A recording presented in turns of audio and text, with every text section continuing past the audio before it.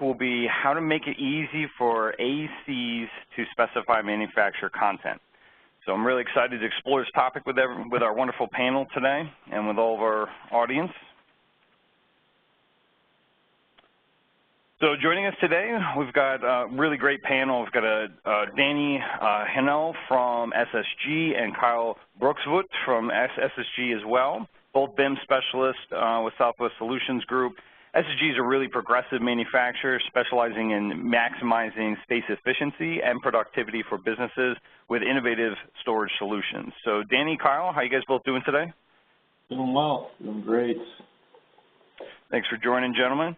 And we also have Warren Ince joining us today. Warren is an associate with SixthRiver Architects. SixthRiver is a full-service architectural firm located in Austin, Texas, which provides comprehensive design services for a wide range of project types for clients throughout the U.S. here. Warren, how are you doing this morning? Doing great. Thanks for joining, sir. Appreciate it. So a little housekeeping before we get going. For all our listeners, please feel free to ask questions in the Q&A section of the WebEx. There should be a little Q&A box there where you can expand that and add questions. We're going to go ahead and answer questions throughout the webinar, so get your questions in whenever they come to you, and we'll answer them live as we can. And also, this presentation is going to be recorded, so we'll send the recording out to everyone who's registered for this webinar at the end of the webinar itself. Okay, so that you can share it with your colleagues, etc. All right, so let's do a quick introduction on these two great companies that are joining us today. So SixthRiver has done some really impressive work across the U.S. Warren, can you provide us with some insight into SixthRiver firm and talk a little bit about the types of projects that you specialize in? Yeah, SixthRiver, we work across the country mostly onto that aspect with corporate student housing. We have a corporate interiors department in-house. We have an architectural firm in-house. We have furniture, purchasing, pretty much everything but engineering we run in-house, and then we have a body of engineers that we work with that are also licensed throughout the country. But we do pretty much everything except for residential. Great, perfect. Thanks for that overview. And moving on to Southwest Solutions Group, SSG here has really taken a progressive approach to marketing their products, and we're going to spend quite a bit of time on exploring what those the various approaches are today. Danny, do you want to provide us with a quick overview of SSG? Yeah, absolutely. Basically, we as a company try to maximize space efficiency and productivity for businesses. We try to create efficient solutions by either working with our clients directly or, taking something that's given to us and just kind of like fine-tuning it a little bit. We have offices all throughout the United States, so we basically set ourselves up so that we can work with anybody and we can make it pretty seamless and efficient.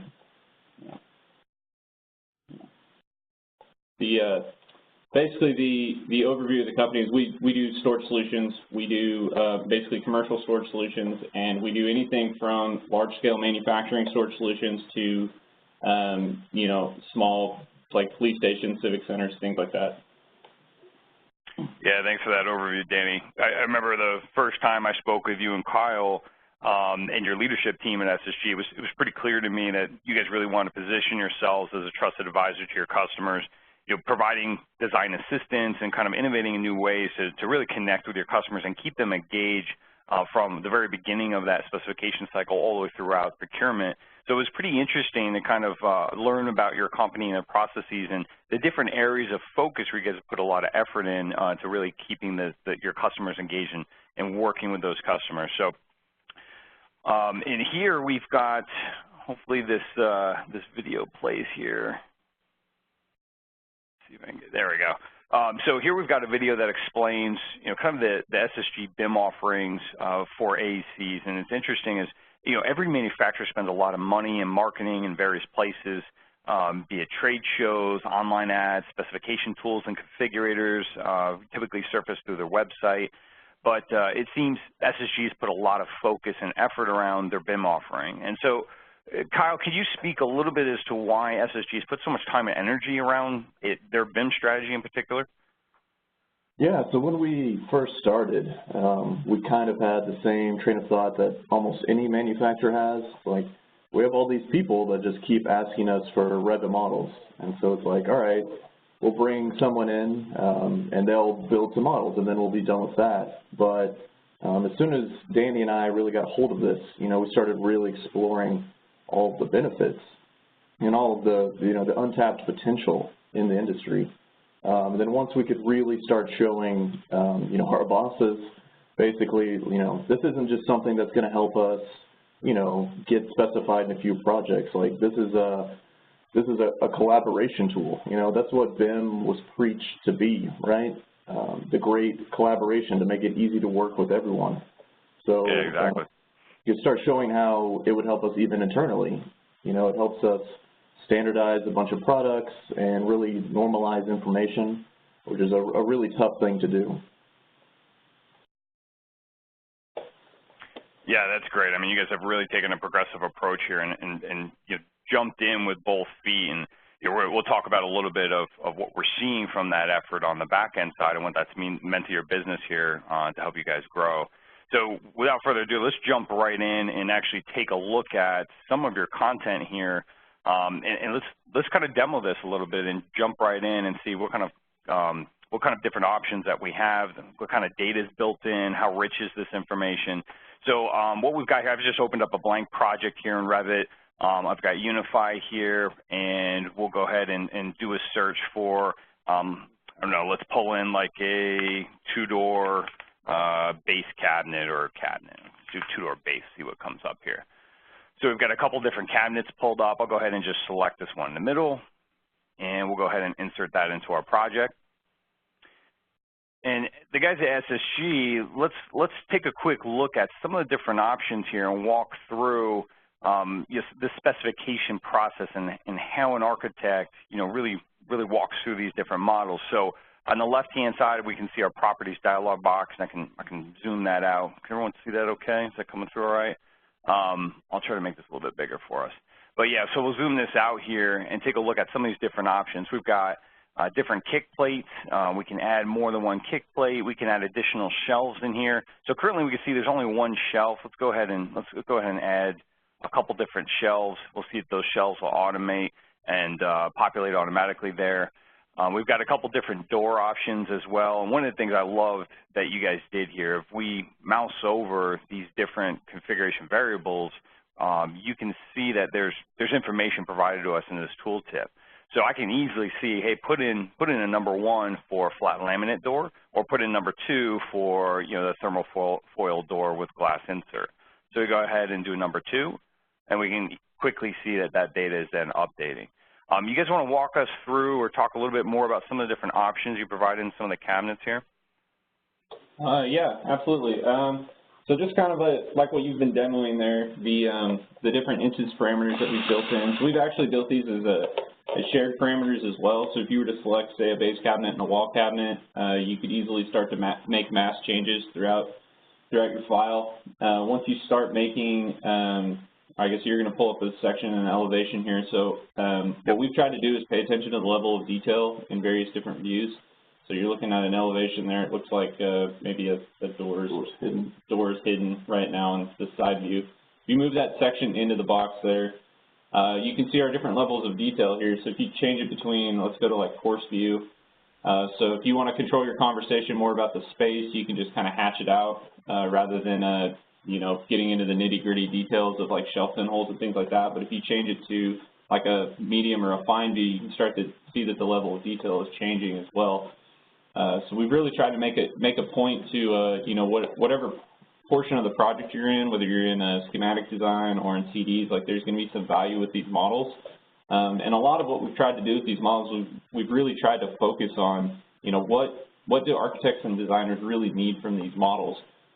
Sure, you can build a model that can do a lot of different things. It can have a ton of information tied to it, but if it's not intuitive to use and it's not very visually appealing, it's not something that you can really kind of maneuver around with and use a lot of the information that's there, then there is no value for the architect there. So I know, we've done a lot of work with Warren over at SixthRiver, and, I think and he can speak more to this, but one of the things that appealed to these about these models was just the ease and the flexibility and the level of detail. Yeah, so one of the things that I'll say is we do planning in-house, and so we have a lot of people that are using these in a very similar way that an architect would actually be using them. And so we kind of talk with them and go back and forth and really try and understand, you know, what they need and what's going to make their life easier. So we did things like eliminate using a type catalog. Instead, we give them the ability to start just typing in dimensions and things like that, and then we use constraints to make sure that they don't start building things that, you know, we don't actually want to manufacture. We want to keep it, you know, standard and as cost efficient as possible. So if you look at the dimensions, you can start changing width, heights, depths, all different kinds of stuff. Mm-hmm. And if you try to make it too big, it's going to hold you back and just show you the maximum size that it can be. Yeah, so on that two-door, two-drawer, go ahead and start to manipulate the different dimensions, your width, your depth, and your height, and do like 4 feet. So that cabinet actually, if you read the actual width below, freezes out at 3 foot 6 inches, or 42 inches. So basically, the clients and whomever is using this, they don't need to know all the constraints for these models. They're actually just built in. So if you just go ahead and click on Edit Type, you can instantly get all that information for this model. So there's your constraints right there, where you've got your mins and maxes. And while we're in Edit Type, you can also see that we've included some more information that are type-based. So you've got lead times in here. You've got links back to websites so that you can get your warranty information, your finishes and hardware, opportunity to get in the spec guide. You can go straight to the product page on our website if that's what you want to do. So it makes it really simple to kind of access all this information. Right there on the website, you've got an architectural spec that you can play with. You've got access to your DWGs and things like that. So there's a whole bunch of information that you can play with. And so then you've got, basically this website was built on an e-commerce platform with just the ability to purchase stripped out of it. So it should be very intuitive to actually use this website as well. Yeah, one of the things that really is exciting when I first started looking at this was the pricing information that you have embedded in these models. And this is something you don't typically see from a lot of different manufacturers because of the complications involved with it. But as you select this model here, down in the bottom in this data category, we've got cabinet pricing, we've got list pricing or MSRP kind of deals, different upcharges for different options, and this is dynamic, right? So if I come in here and I go from a glass door or to a different door type, I can see my pricing change automatically. And so, Warren, does that pricing information impact your design decisions during the design process at all, or do most architects typically look at the price tag closer to issuing like a CD set or closer to construction documents going out the door? We generally look at it closer, once it actually goes out the door. Mostly in this climate, we rely on contractors to do the pricing for us. But when they have tools like this, then, it's easy to pass that data along to them and they can use that information. But when we're working in, let's say, laboratories, anywhere that's millwork, casework, rich environments, then, yeah, we would definitely use the data to kind of help our clients hit the target if they have a set allocation for costs pertaining to those elements. Yeah, it's almost like we've all gone through that VE phase, right? The value engineering phase, redesign phase. Once the our CD sets go out, our plans are perfect, the contractor gets it, gives that price over to the owner, and they say, whoa, we got to shave 15, 20% off this project, and then we're back where we started, revisiting our designs. And so having pricing information at our fingertips does help provide some nice value there, which is interesting. And then what about, Warren, what about the detailing? So, I know this is something that architects do quite often with the millwork, and having this level of information and detail here, how does that help you guys kind of attack that aspect of cabinetry and some of the work that you do on your detailing side?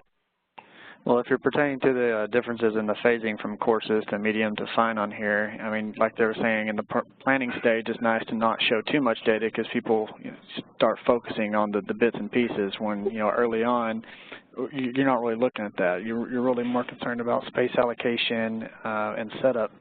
And then, further phases like DD and CD, then you want to see that information. So it's nice to be able to toggle that and show, start to quantify and look at what their full capacity is from like the shelving standpoint, total storage allotments that they have.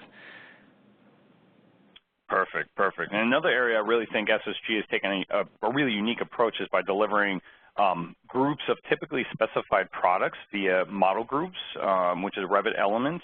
And so let's take a look at some of the different model groups that SSG is actually providing here. So we can go back here and take a look at break rooms, see what comes up here. So we've got a whole bunch of different casework combinations, including sinks and faucets and countertops and, excuse me, cabinetry above, cabinetry below, and these are very typically specified configurations. With a single click and insert, we can go from, let's say, let's grab this 5-foot 1-inch cabinet casework room here and bring this into our model. Single click, we can insert all of these combined, this assembly of elements, and then we can do modifications to the different components within. So it's a pretty powerful way to deliver a commonly procured or commonly specified, with list of group SKUs and list of elements that the designers can then bring in quickly, copy around their particular project and specify things very early on, very rapidly, without having to piecemeal all these different configurations or all these individual components, really saving them a lot of time and a lot of efficiency. Danny, Kyle, do you guys want to talk a little bit about, what's some of the thought behind delivering these particular assemblies and what's kind of some of the problems it's solving for you guys internally? Yeah, so the assemblies, just model groups in general, are really powerful in Revit. And we see it as an early design phase tool.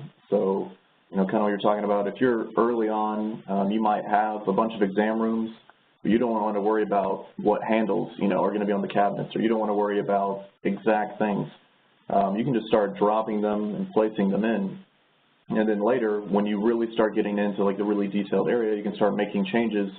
And when you make one change to a model group, it changes all of them. Right. So I could select. I just loaded in the second one, which is 5'2", and I can. All three of these are 5'1", so I could just select these in batch and real quickly go from one type to another one. Right. So from one model group to another group. So imagine this then spread across, a laboratory like Warren had said, or a school that's got 1,000 of these or something along those lines. You can really quickly iterate through and make changes rapidly, especially early on, right, in the SD and DD phase. And it's really powerful with our schedule, which if you're in 17, you can actually drop in, and you can really start seeing like big changes in pricing and things like that. Yeah, let's take a look at the schedule here. So we jump into Unify, we can see kind of the breakdown of the schedule itself, and then let's go ahead and click and open this up. Let me save this project first. That would probably help.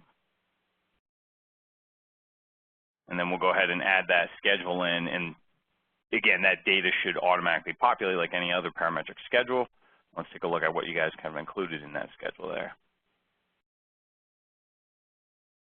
Yeah, list price, quantifying up. You want to talk through some of the data here, including the lead time information, which I think is really important? Yeah, so you can't see it right now because we haven't added it into the project. But if you actually started adding different rooms, so we assume that you probably already have your rooms made when you're dropping our stuff in. It organizes based on room. And so what it does is it'll give you the room name and number and start giving you kind of like a price breakdown per room. So you can see, oh, we're spending $10,000 in a storage closet, or, we need to be cutting back. We also chose to include just some like really basic information, just some dimensions. And then, yes, we also like to include lead time. So you can look down the list and see, all right, some of the stuff can take potentially up to 6 weeks. Some of it we can get in 1 or 2 weeks. So you can really understand kind of what your timeline is. And Warren, have you taken advantage of this information and the level of data that SSG is providing to you guys so far in any projects? Yes, I've used it for a pediatrician's office to determine costing up front and what the design impacts would be. That's great. So that helped to kind of streamline that process a little bit and keep you guys on target as far as the overall price tag. Right. Perfect. Perfect. Okay, Danny, Kyle, anything else you guys want to touch on real quick while we're in Revit here before we jump back to the slide deck? Maybe just some basic quality of life stuff. We try and do a bunch of the really small things that most people don't think about to make your life easier, like turning off reference planes and things like that. So stuff is really easy to start connecting to each other. It always snaps the way you want it to snap. We add like invisible lines at the back. So since it is so plain in plan view, you have an invisible line that lets you know which side is the back. Just some really basic, you'll see it there. Once you highlight it, there's just a little dash in the back. Right. And then, yeah, the snapping is really nice because we have all the strong references and stuff. So you're not placing it and then realizing like 3 weeks later that you actually snapped it like 1/8 of an inch off or something like that. And it's just really simple things that just make life so much easier. Yeah, I think a lot of that is ease of use, right? If we start downloading components and trying to piece them together and it's challenging, we're going to go elsewhere, right? As a designer, we have to use products and content that really save us time, and that's all part of the strategy. If we're making, as a manufacturer, if you're making your customers' life easy, then they're going to be more apt to want to specify, to want to use your products. And the BIM scenario, the BIM aspect of it, it's not just checking a box to say, oh yeah, we've got the BIMs, right? It's hey, look at it strategically. How can we really help our customers and match that specification process? So yeah, thanks for walking us through that, guys. This is a really wonderful library. If anybody wants to check this out, this entire library is currently available on Unify as well as SSG's website, and you can go and get any of this content up there right now, currently today, and they've got a pretty robust library, so it's really some good stuff up there. All right, so regarding where to get this content, there's so many different places that a specifier can go to find product data these days. It can really be challenging at times searching around Google and various websites, and not to mention it's time consuming. I used to have, when my previous specifier days, I used to have about 50 or 60 manufacturers bookmarked in my web browser just to get to their different BIM content. It was challenging, right? It was time consuming. So of course every manufacturer kind of has you have to have your product data on your own company website, which is great for those specifiers and those customers that know of your brand. They're going to go to your website to find information, and they trust the information that's coming from your website, obviously, about your products. But those that may not be yet familiar with your company or your products, where are they going, right? How did they discover your brand? And so Danny, do you want to talk briefly about how SSG reaches out to your potential specifiers and how effective or lack thereof you found your various methods to be? Yeah, so we have an in-house business development team that kind of does, a little bit of your typical sales route where you do a little bit of kind of headhunting and you're looking for different, architecture firms and designers and things like that, and we have our sales staff. And so that's kind of one avenue that we use. And then in addition, what we've done is, as a way to kind of reach out and provide kind of the best content possible, where we originally started was we decided to create our own little sister site to our main website of southwestsolutions.com. And so our sister site is just bim.southwestsolutions.com. And we did that as a way to kind of make basically a place for everybody to have access to our content easily online and intuitive. So you kind of got a little sneak peek of that earlier when we clicked on that site. And one of the things that we found, the value of that site is that you could actually know, going to that site, you know exactly what content you're going to get, what the quality of the content is, whereas if you were to go to various other places online, the Revit cities of the world and things like that, like, it's kind of hit or miss on the content that you're going to get. So if you are not willing to be trusting of kind of what you're going to get, or it's kind of that hit or miss, like, it could really eat up a lot of your time. So one of the things that we've done, one of the values that we like with Unify Connect is the fact that we can actually easily upload our content straight to Unify Connect, and then it's updated instantly, whereas there's a little bit more of a time-consuming process whenever we put that content or do updates to our main website as well. And so I've seen a little bit of a trend amongst manufacturers in the industry. Another customer or another company that does something very similar in a different vertical than you is Bradley, and they manufacture like sinks and faucets and things of that nature, toilet fixtures. But they also have a separate dedicated BIM website. And so I've kind of seen a few manufacturers doing this, and this trend seems to be continuing. What are some of the reasons to do a dedicated site as compared to just having this data available on your primary URL for the company? Is there speed issues there? Is there IT coordination challenges? Can you talk a little bit about that aspect of your strategy as well? Yeah, so one of the main things with our regular website is that it's kind of a little bit more of a shotgun approach. You know, it's made for everyone, and therefore it can get a little bit, you know, harder to get through and get exactly what you want. You know, a lot of times you go to these manufacturer websites, and it's a little bit of a search to really find their Revit content, right? You're digging through, and it's just some little tab on the side. So by having your own dedicated website, it really streamlines the process. You always know within a click or two, you're always going to be able to find exactly what you want. And because we do things a little bit differently, right, like we make the model groups and things like that, it starts really letting us set up like nice ways to start navigating through that kind of stuff. So for instance, all of our room segments, we actually included a price on our website. And so we made it a e-commerce site, like Danny was saying earlier. So you can actually start adding things to cart and things like that, and without ever even getting into Revit, now you can start kind of building a project budget. So it allowed us to do a lot of the extra things that make your life easier. You know, a lot of the thought process behind that as well is to actually be able to engage with those who aren't necessarily using Revit or using any of the BIM content. You have some you know, some people in firms who that's just not what they do anymore. They don't do the drawings, but maybe they're still kind of paying attention to the budget and doing things of that sort. So it makes it really easy for them to kind of come in here like you're doing, go to the room segments page there, and then you can kind of pick a different, kind of whatever you're looking for storage-wise. So, you know, if you went into the evidence lockers there, you can see all the budget pricing, and then it should feel like an e-commerce site. You can add it to quote, which is essentially add to cart. You can start compare products and things of that sort, and it just makes it really an efficient way to try to engage with those who may not have access to Revit or aren't using Revit. Yeah, and then we can use filters and all kinds of stuff just to make it really easy. You know, it's kind of some of them we call configurators, right, because there's thousands of options. So you can use something that's intuitive to anyone to really find the best product. Yeah, it's interesting too, because I mean, this is second nature to me, right? I'm an engineer, not an architect by trade, so I never specified these products before, but this is just a very intuitive website, right? It's a typical e-commerce engine, e-commerce workflow. You know, we're all Amazon users. We're all used to the e-commerce type of mentality, so it just kind of works. It flows pretty easily. The shopping cart's pretty intuitive. You know, it's interesting. So Warren, what is your it's kind of funny when you think about, like, it's easy to remember 100 different manufacturer websites and how to use them, right?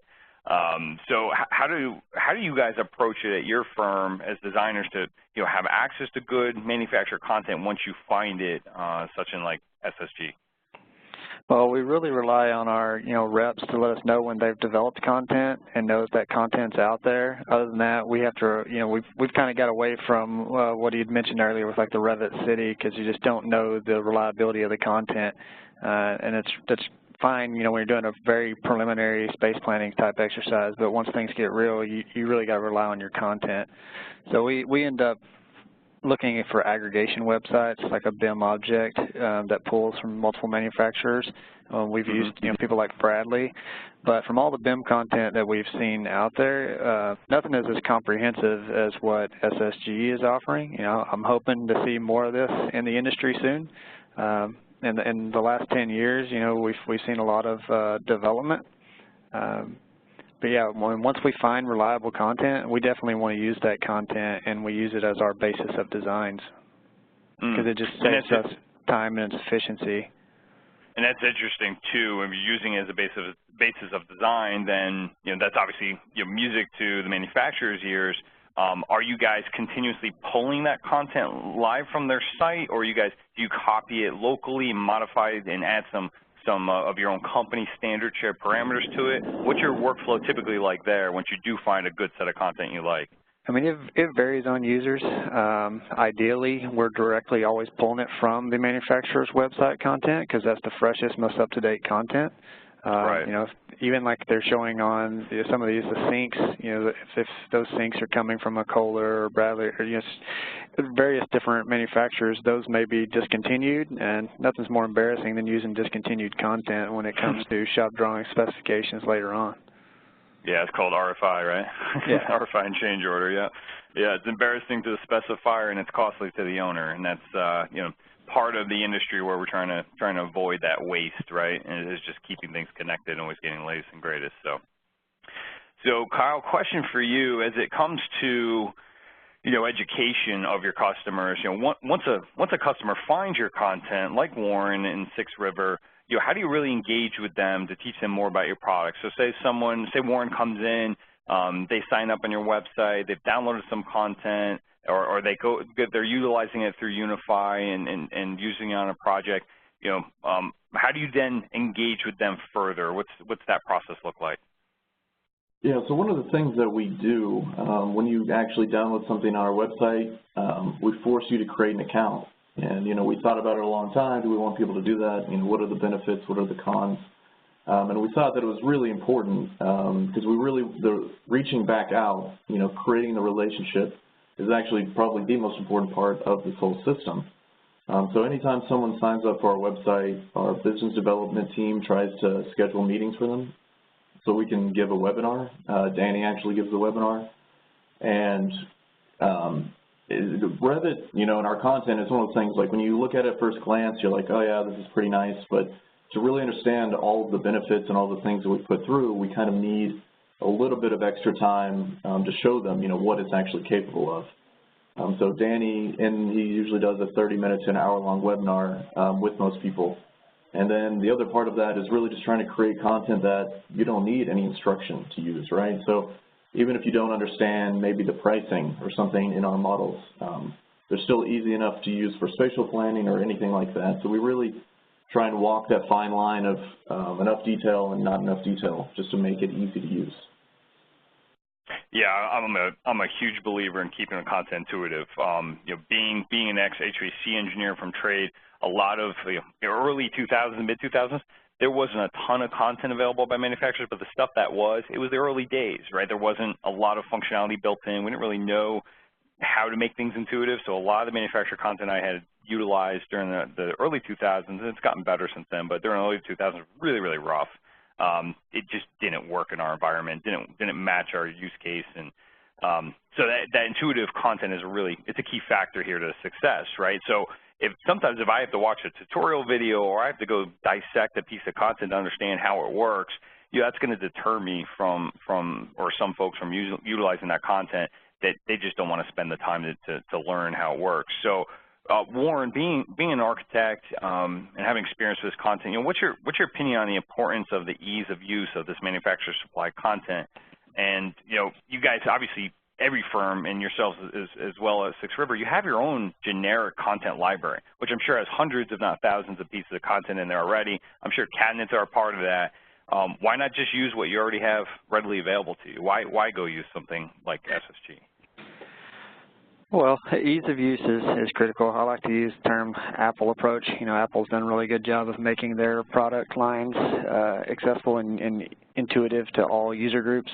Just like with software, our users they vary across the spectrum, whether they're experts in the BIM industry, Revit, or if they're transitioning over into CAD or fresh out of college. It has to be simple and easy to use. Otherwise, they'll bottle up, lock up, and then just holler to me to come look at it and fix it for them, which is a time sink and consuming. So it's got to be fluid and easy to use. And with our content, we just don't have the resources to have a full-time BIMS manager on board that's just developing content all the time and keeping it up to date with the demand of today and the changing design features that we like to keep up with. So it's really hard to manage a full library of content and not keep it from becoming out of date unless you can allocate, 1 or 2 BIM managers full time to working on that content. And that's just a luxury most firms I've worked for don't have. Yeah, that's so true. I mean, well, a lot of our customer base is the large enterprise customers, and like you said, if you've got offices across the globe, you definitely have full-time administration staff that's there to help, administer your entire BIM process across the board. But most companies, 100 or 50 and under, they just don't have full-time content people, right? They obviously have a BIM manager, but not full-time content people. So being able to rely and trust in certain manufacturers like SSG or any manufacturer that has really good content for you, I mean, that kind of takes a little bit load off of your plate, right? Where it's like, hey, we know we can trust this stuff. We know we can use this content. And does that actually help? I mean, Warren, does that actually truly help you guys solidify them as a basis of design? Or are there still other factors involved there? Oh, yeah, I mean, it definitely solidifies when we have somebody that can do reliable content, that we feel like should a partner in it with us, that when we specify them, not only is it accurate, but they're going to back it up as well on their end. Yeah, so it's really that partnership perspective. Yeah, thanks for sharing that. That's great. So let's jump into the specification process in the real world, right? And we kind of just touched on this, but some projects, they have to have generic spec, right? If we're going after public work projects, we all know, the VA, GSA, or all those different government types of projects, we know the general specification requirements required there. But every spec book that every design firm has multiple vendors for every product type in their spec book, right? So the trick is, how do we get into those as a manufacturer? How do you get in as the basis, right? How do we get in as the one that's always specified? Then our primary challenge is, okay, now how do we fight against procurement swap, right? And having the contractor want to swap us out because of that dreaded price chop, okay? Generally, we're kind of, looking at this from a couple different perspectives, but at SSG, Danny, Kyle, do you guys want to talk about some of these scenarios and how are you guys trying to keep your brand and products in the spec? What kind of strategies are you taking today? Well, I think probably the biggest approach is by having content that can be used at any design phase and is easy to use. The earlier we can get involved in a project, the more comfortable the architect or the designer is going to be with using us. Once we, like Kyle touched on earlier, once we develop that relationship with them, we can work collaboratively with them. This isn't you just take our content and drop it in there. We want to be used and thought of as kind of a collaborative tool for you guys. So you guys can come back to us. Maybe you do the initial rough layout and things of that sort. Send your models over to us. We'll kind of fine tune it. Make sure that you kind of took care of everything that you needed to take care of, insert anything that we need to, then we can send it back to you to just kind of cross-check. So you've got this back and forth dialogue that's going on. And then on the back end, ideally, once you've done that, we've also provided the spec for you. So you can just easily take that spec and you can either add that to your spec book or you can kind of modify it however you need so that we can be the basis of design. It's really just about getting in there as early as possible. And so have you seen that utilizing these BIM technologies is the primary strategy today? Are there other strategies to get in? What else are you guys doing that maybe are non-BIM related to try to secure early specification on the projects? I mean, one of the main things is, and it's kind of BIM related, but, we do all different kinds of stuff, right? So if our models are getting used in there, even if it's a generic spec, everyone else basically still trying to adhere to our standards a little bit, right? So for like our sorters or something like that, it might get spec'd as a generic sorter, but everyone else, they have their own way maybe of making a sorter, but now they're having to try and meet our spec. So it's a really big part of it. Mm-hmm. Yeah, I mean, I'm just hearing the same, very consistent approach here that, right now in where we are as an industry, when the vast majority of firms, moving from CAD, it happened already, almost all of them have, and they're all utilizing this BIM technology, primarily Autodesk Revit globally. There's some other flavors out there, but Autodesk Revit for the most part, it's about getting in matching that workflow and getting in front of those folks to secure that basis of design approach. So let's talk a little bit about this development and how you guys, as a manufacturer, how you guys have taken your development approach and making sure that this content really matches the typical architect workflow, so that when Warren's using it, it is intuitive. And we've touched on this a little bit. But you guys, can you talk a little bit about what was the process that you took? What were the stepping stones that you took to make sure that your content did really adhere to your customer's workflow? Yeah, so this probably goes back rather far, but Kyle and I actually, we have architectural backgrounds.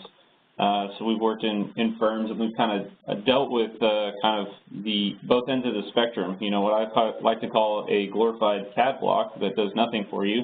And then you get the complete other end of the spectrum where you get a model that's so convoluted with parameters and information that it's just not intuitive to use. So we kind of took those extremes, thought about what we would want out of a model when we were planning it, because we do some internal planning as well here at SSG, and really started to think about, what are the important things and what aren't necessarily the important things. So if you think about the two-door base cabinet that we were talking about earlier, there's a lot of visual changes that are going on with that model, as well as having the cost analysis and things like that built in. But there's some other things that are going to be kind of blanket applied throughout the entire project that don't necessarily need to be built into the model up front. It's something that can be covered in a spec relatively easily. So if you think about maybe like a soft closed drawer, like if you want to specify that out, you don't need to model that. It's not a visual thing that's not really going to help the designer in the long run. It's just kind of a general statement that that's how you want these particular cabinets to function. So really thinking about, an architect in the early design process being able to take a model, place it into their project, work with it seamlessly, and then on the back end understanding kind of what information is valuable and what information isn't valuable. Yeah, I'm seeing another trend in the industry where a new title's kind of emerging in a lot of different companies, where we're seeing an A&E specification manager, and I've seen that role in very specific verticals. I'm seeing it a lot in security. I'm seeing it a lot in AV, kind of some of the telecommunication verticals. You guys as SSG have obviously taken previous industry expertise, and you two gentlemen brought them, hired two customers essentially, right? Brought them on board and said, hey, let's produce a quality representation of our product that really matches what the industry and the customers utilize. And I think that's a really smart approach, and that's something that I know our customers on the phone are probably really thinking about, or our listeners on the line here are really thinking about, well, what's that process look like? Can I outsource this? Do I have to keep it in-house? How do we go about doing that? And so there's lots of firms out there that do exactly what you two are doing there that help to outsource that particular portion of it. So it's really, really important to take the approach from your customer's perspective, put yourself in their shoes. So I think it's really great that you guys have done that. And then, Warren, from your perspective, being a customer, what's maybe one or two or three primary bullet items that really leans you in the direction of utilizing SSG over some of the other potential vendors? Just the simplicity of the workflow. Like I said, SSG right now, it's really unparalleled in what they're offering from what I'm seeing from anybody else that offers content out there. Most of the time I have to log in. If I find new content, I've got to wait a day or two to even get access to be able to download the content. Or if I request additional information from manufacturers for content, it could be 2 or 3 days to get someone to even talk to me about it. And they may or may not have it. They may send me a generic markup, nothing that's customized to my potential case. So SSG's kind of gone the extra mile with showing all the offerings, showing the costing analysis, having it to where it's got the options easy. It's the simple things that most people take for granted, that like our AOR really wants to see the hardware that's actually specified on the elevations. You don't want to show one, because you never know who's installing it in the field. They provide what it looks like, but not what's in the spec for the actual hardware. And then from costing, that's something that's new. I haven't seen anybody else doing costing breakouts. And then just following the project through and even backing it up on the install side. Yeah, I think one thing you said was, that I think is really important and interesting is, hey, we're a generation of instant gratification, right? I mean, if we go to a website and we want to get data and information don't make your customers wait 2 or 3 days and have them sign up and not get anything. Like, it's fine to capture lead generation on your website for your customers and have customer portals, and I see this all the time, but waiting for access while you validate that customer portal, if it's time for specification, they're probably going to go elsewhere. So, you know, it's okay to capture that information, but give them instant access, right? Make it easy to do business with. Don't be that company that's challenging for me to get your product information. Otherwise, you know, how am I going to spec you, right? It should be the opposite. So it's funny, too. So we look at, okay, let's get down to brass tacks. Any company and any manufacturer is going to invest in something like BIM technologies and BIM content and personnel to manage that content. You know, they got to understand the analytics, got to have some form of quantification ROI in their investment they're going to put forward. And so can you talk a little bit, the SSG gentlemen, can you talk a little bit about what value you're receiving from analytics in your different or various distribution platforms, like your company website or Unified Connect, and what's kind of some of the value that you're seeing so far? Yeah, I'm going to take a little bit of a step back and just kind of talk about information in general as a manufacturer, right? So one of the big things that we see when looking around to other manufacturers or just about anyone, right, is that they haven't really come around to the information age. One of the first things that a manufacturer usually does is cling to their information. This kind of goes to talk about what Warren was saying. They're afraid, you know, they don't want to show the pricing, they don't want to show all this kind of stuff. They want you to dig and claw to get it, and they don't really understand that now in 2017, the transparency and the flow of information actually is the strength, right? It's no longer we make the best hinges or something like that. It's how can our information flow the best? And Absolutely. Tying that into analytics, analytics are extremely important for us, right? We need to know who is using what, how often it's getting used, maybe what part of the country it's getting used. You know, we use all of this kind of information to help us decide what we should put more time into, you know, figure out what kind of real ROI we're actually getting. If we find out, you know, no one's using our casework stuff and we just spent, you know, a year developing it, you know, maybe we have to look back and figure out, you know, what we did wrong, or should we do casework at all, or it's really important for understanding our workflow.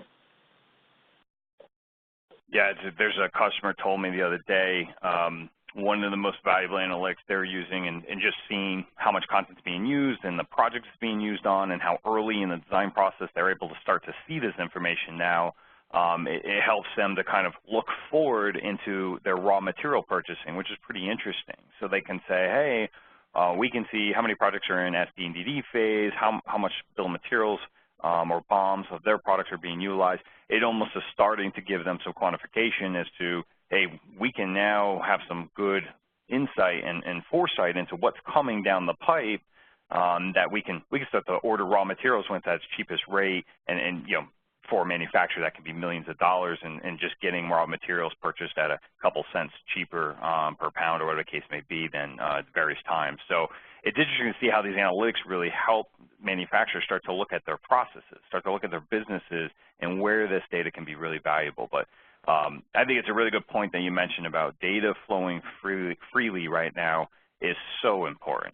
There's everybody in this age right now, we're moving from, you know, I know BIM is probably new to a lot of our audience today, but we're moving from BIM to this quote-unquote connected BIM stage where now all these different vendors working on different pieces of the puzzle want to flow this information freely.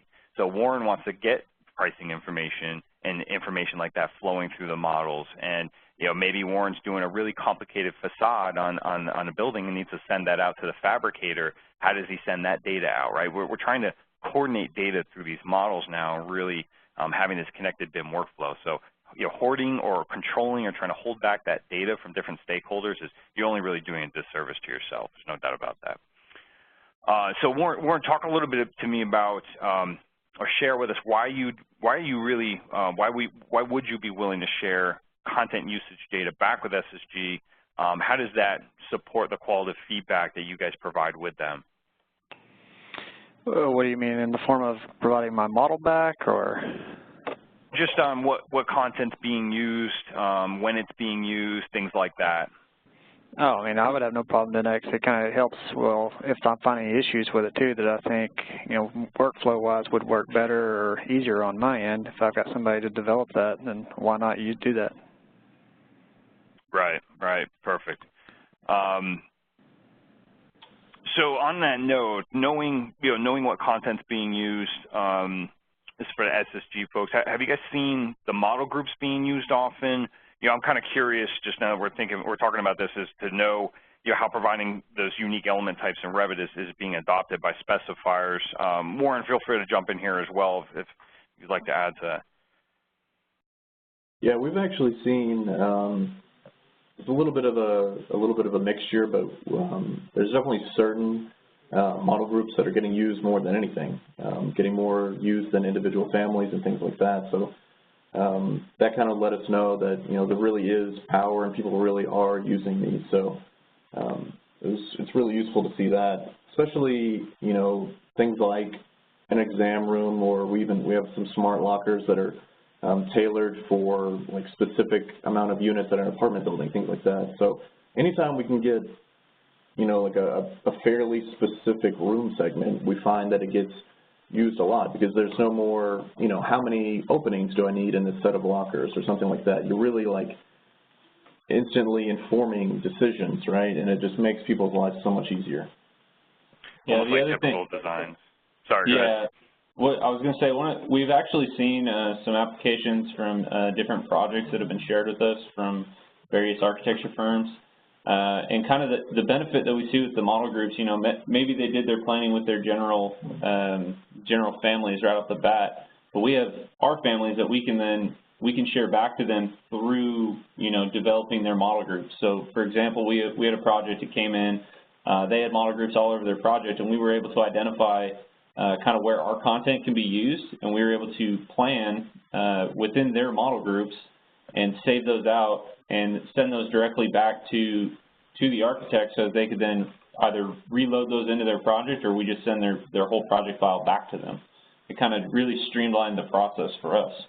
Yeah, the larger firms, they've already got their own typicals, right? So if we can basically just quickly swap out our typical, which might give them a lot more information, that just works even better into their workflow. Yeah, it's a really interesting topic. I think exploring that further, we're going to see more and more optimization with common design assist type of assemblies, or what we call model groups in the Revit world, but really they're product assemblies, typically procured product assemblies. And so that information flowing and sharing very easily, and the ease of use for you know, Warren and his teams at different architecture firms like SixthRiver, is just going to make it much, much easier to do business with a company like SSG. So I think that's a really intriguing topic there. And then as you guys start to continue to look at that data, you know, it'd be interesting to see if that continues to climb more than the individual pieces and elements. So with that, I think we could talk about this stuff all day, but this has been an absolutely amazing conversation. So I really want to, I want to thank everyone for their time. I know we're basically coming up on the time here. We've got some questions flowing through. If anybody has any specific questions, please feel free to go ahead and ask away, and we're going to go ahead and address any questions here the last couple minutes that we have. Let's see, let me look through a couple questions here.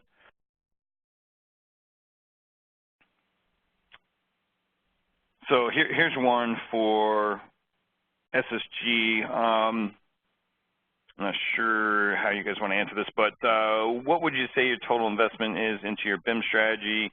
And if you'd rather not disclose that info, can you speak about your return on your investment? Yeah, that might be kind of hard to quantify, but I can tell you that even just one project probably immediately got our investment back, right? And it granted us credibility with you know, a lot of really large firms. So it's kind of one of those things where it's rolling along, and I would say we've easily doubled our investment, and that just keeps growing every single day. We're kind of at the phase where we planted our stuff. Now you have to wait for the projects to come through to really start seeing it. So, you know, we got in, and now we're literally just sitting here waiting for projects to finish, and then it'll take a year probably to completely understand what our ROI was. Yeah, it's definitely a long process for sure. Yeah. Unfortunately, it's not instant gratification in this regard. Right, right. Let's see, we've got another one here. So we covered some of this, but what would I guess 3 primary things that any new manufacturer would need to know to get started here? What are 3 things? I guess you could rephrase that. If you were going to start over, what 3 things would you want to tell yourself 2 years ago as you start this project? The first thing I would definitely tell myself is don't try and be perfect on the first run. There's a little bit of banging, your head on the wall, trying to make sure that every content does everything exactly right. After looking at it, we kind of came to the conclusion that, if we can get everything about 80% of the way there, that's really, really what we're looking for, right? Because we're already providing so much more than anyone else is providing, and it's basically a fool's errand to try and make everything work perfectly with how Revit is set up now. What else? You got something else? I would say, if you want to get into the nitty-gritty of the models, just the use of hidden parameters to kind of clean your models up is 100% absolutely key. If you get a model that you can see every parameter that was used to make it do stuff, it becomes very hard to actually use that model on the back end. So you send it to a client and they're looking at 100 different parameters. That just becomes really problematic. And basically for us, if you look, when you were looking at our families, we've got like 20 that just kind of give you all the information that you need to do. Yeah. That gets back to that Apple kind of analogy, right? Where, hey, we may have 1,000 parameters total in this family, but specifier only cares about 20. Can we hide the other, hide the rest of them? And that's just that ease of use, right? Most folks don't go to that effort to hide that stuff. Where, when you do, it's just that much cleaner and that much of a better experience for end users. It just kind of works like Apple's, right? Like I would also add in there too, make sure you understand who your client base is, whether it's engineers or architects, and the size of what they are. One of the things that I think people are missing right now is you might want to look at developing content in 2014 and upgrading, keeping a copy of that, and then the latest. While subscriptions have taken over the world, your smaller engineers, smaller firms, they're going to hold at 14 because that was the last release they could buy without a subscription. Very good point. Very good point. We typically say, as we create content here for a lot of folks, we usually go 3 years behind, which would be 15. So that's a very interesting point to point out. 14 is actually the last version you get without being subscription. Because if you have 14 and 17 content, you don't have to provide anything in between, right? Because if you're 15, 16, you can upgrade 14. Correct. Yep. Yeah.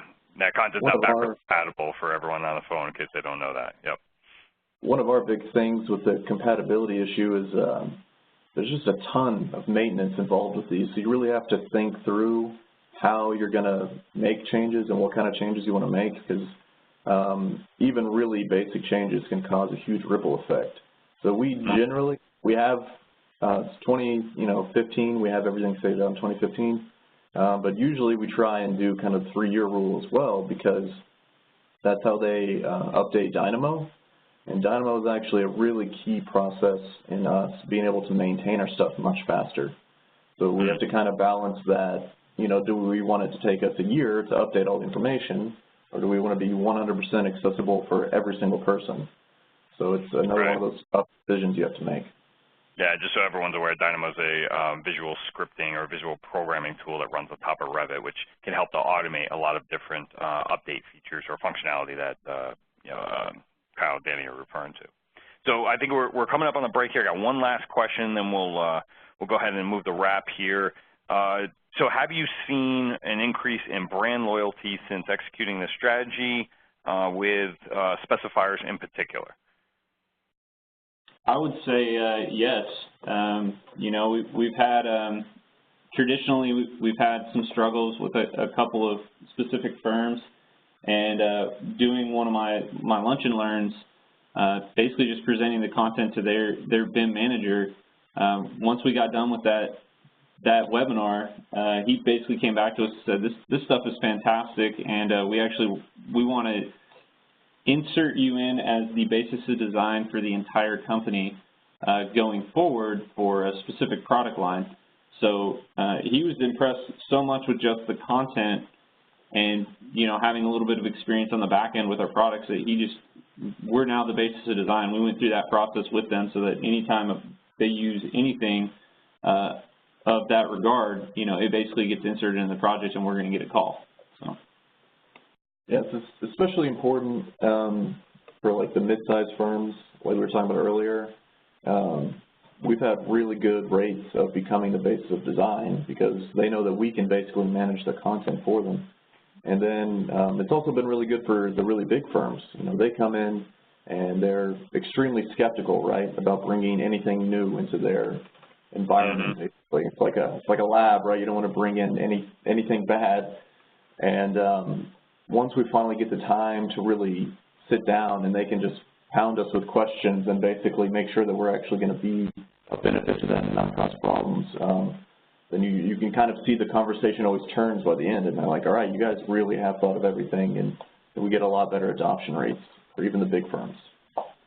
That's wonderful. I think that's everyone's goal, right? It's every manufacturer's goal. How do I get in as the basis of design? How do I solidify my position during procurement phase and reduce risk of getting or mitigate risk of getting swapped out by contractors? And then how do I build brand loyalty so I have repeat customers coming back and keeping my competitors out of those accounts? So I think the way you guys have approached this with the BIM strategy is just absolutely amazing. So unfortunately, this is all the time that we have to spend together today. So I just want to thank everyone, our terrific panelists, for spending some time with us today. Warren, Danny, Kyle, thank you so much for your time. Great job. Really appreciate it. And we'll be following up to all of our listeners. You know, thank you all for joining us today. We'll be following up with an email and a link to this recording. And if we didn't get to any of your questions, we'll go ahead and follow up via email and answer all your questions here. So thank you, everyone, again, for your time. And Danny, Kyle, and Warren, thank you very much. You guys were great.